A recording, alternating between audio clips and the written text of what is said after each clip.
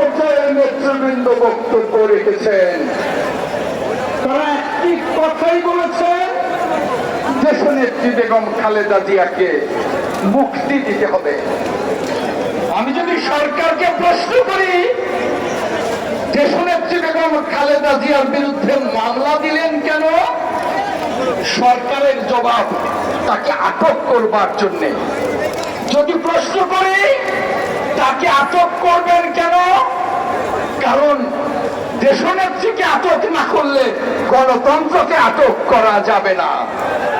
যদি প্রশ্ন করি গণতন্ত্রকে আটক করবেন কেন, তাহলে জবাব দেশনেত্রীকে আটক না করলে গণতন্ত্র এবং মানুষের ভোটের অধিকারকে হরণ করা যাবে না।